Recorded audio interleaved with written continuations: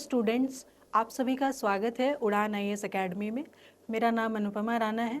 मैं आज आप लोगों के सामने यूपीएससी मेंस का एक टॉपिक लेकर आई हूं, जो कि हमारा इंडियन सोसाइटी से डील करता है। एक टॉपिक है जिसका नाम है सोशल एम्पावरमेंट। यहाँ पे देखेंगे सोशल एम्पावरमेंट, जिसको हिंदी में बोलते हैं सामाजिक सशक्तिकरण। ठीक है, तो सोशल एम्पावरमेंट होता क्या है? सोशल एम्पावरमेंट नाम से ही देखेंगे समाज में क्या है, पावर देना, है ना। ऐसे कुछ वर्ग हैं हमारे सोसाइटी में, जैसे कि पिछड़ा वर्ग हैं, जैसे कि एसटी हो गए, एससी हो गए, विमेन हो गए, एल्डरली सिटीजन्स हो गए, ट्रांसजेंडर्स हो गए, माइनॉरिटीज़ हो गए, चिल्ड्रन।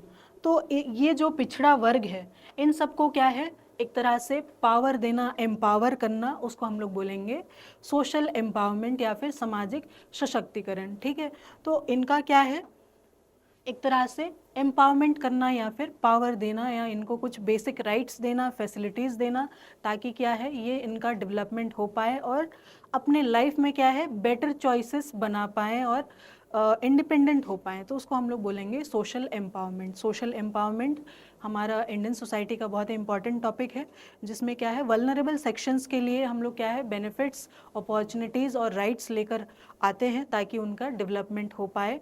तो ये डेवलपमेंट का डायमेंशन क्या होना चाहिए, या फिर ये सशक्तिकरण का आयाम क्या होना चाहिए? तो यहाँ पे देखिए, आयाम यहाँ पे पॉलिटिकल लेवल पे भी एम्पावरमेंट होना चाहिए, इकोनॉमिक लेवल पे भी होना चाहिए, कल्चरल लेवल पे भी होना चाहिए और सोशल लेवल पे भी होना चाहिए।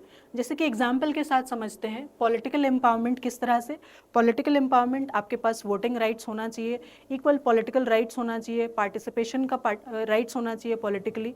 जैसे कि हमारे पास क्या दिया गया है, वल्नरेबल कम्युनिटीज़ के लिए रिजर्वेशन प्रोवाइड किया गया है ना, पंचायती राज इंस्टीट्यूशंस में रिजर्वेशन दिया गया है, पार्लियामेंट में रिजर्वेशन दिया गया है, विधानसभा में दिया गया है। तो एक तरह से ये क्या है, पॉलिटिकल एम्पावरमेंट हो रहा है वल्नरेबल सेक्शंस का, है ना।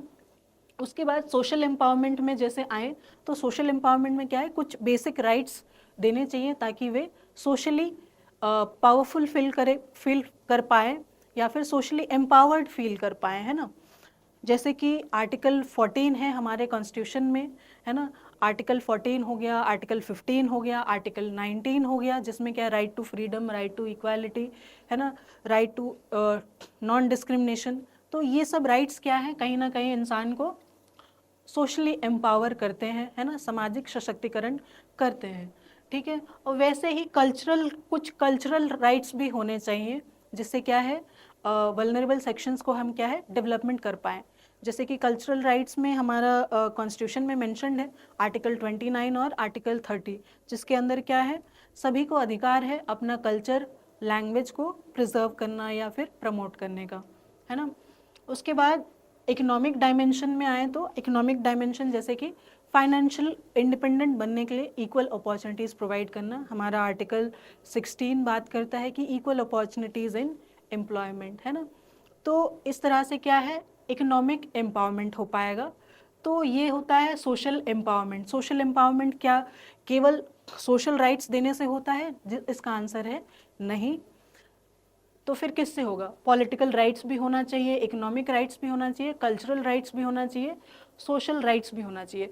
तभी जाके क्या होगा, इन वल्नरेबल कम्युनिटीज़ का क्या है, सोशल एम्पावरमेंट हो पाएगा, है ना।